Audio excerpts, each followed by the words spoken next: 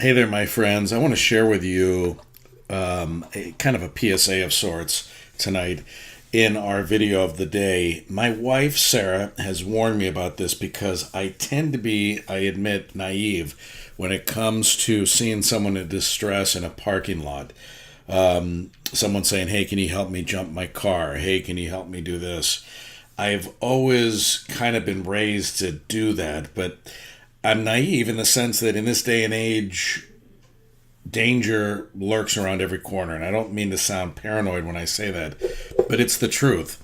It isn't the innocent age that I grew up in, perhaps. Times are changing. Scammers are getting more and more prevalent and more persistent in their ways and in their schemes and scams. And this is a story I want to share with you because it's a real eye opener. This is similar to what Sarah has warned me about. Belleville, Michigan. A man was driving home. His name's John Hadniak. Hadniak. Hadyniak. John Hadniak was driving home when he saw a woman on the side of the road, seemingly in distress while trying to change her tire. Now, this driver, this guy, this Good Samaritan, works as a mechanic, and he started to pull over around 10 o'clock at night to give her a hand. But something was off. Something was strange. The trunk lid was closed, there was no jack, and she was holding a tire iron. Things didn't add up. It was just a bad feeling, he told WXYZ. Is that a real news source? This coming from Cairo7.com. WXYZ? Okay. I put the flashlight on her when I got out of the car, and about 15 feet off the side of the road, there was a guy laying in the grass. I hit him with the light. He got up and jumped in the car and took off. Now that's very startling, isn't it?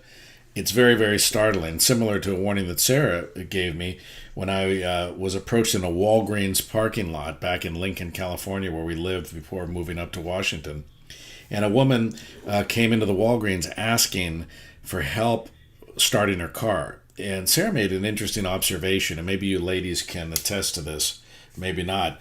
But she said that no woman in her right mind is going to go into a Walgreens like at 11 o'clock or 10 o'clock at night, it was right when they were closing, 10 o'clock at night, and ask a strange man if he can come out into the darkness and help her jump her car.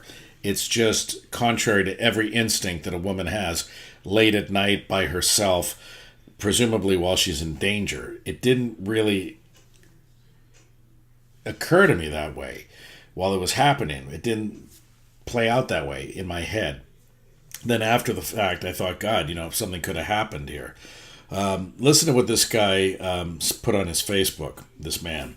Just a PSA, do not stop to help someone on the side of the road at night.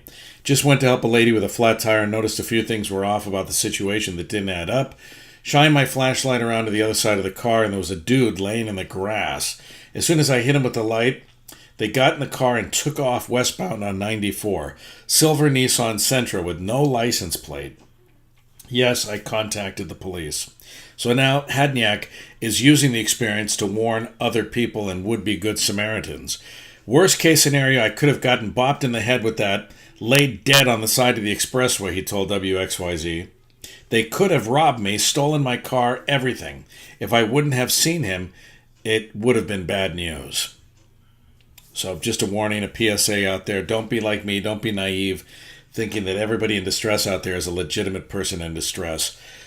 So I asked Sarah at the time, I go, what should I have done? She goes, just call AAA, call 911, call local police, call somebody. Maybe not 911 in that case. It's not 911 because your car broke down in a Walgreens parking lot. You need a jump. But call local police offer to call the police, offer to even call my own roadside assistance and see what her reaction is.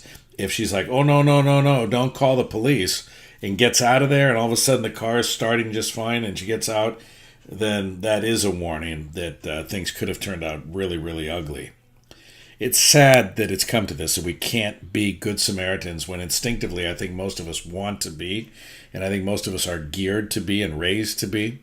And it's, I think, human instinct to want to help our fellow humans when we're in distress.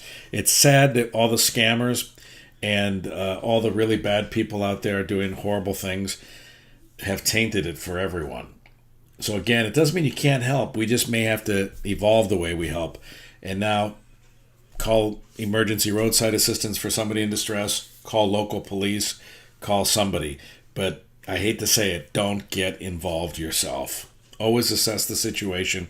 Be careful. Safety in numbers. If you're in a truck with like 4 guys and you pull over the side of the road, maybe not. It's all up to you. But listen to your gut, listen to your instinct, and use common sense.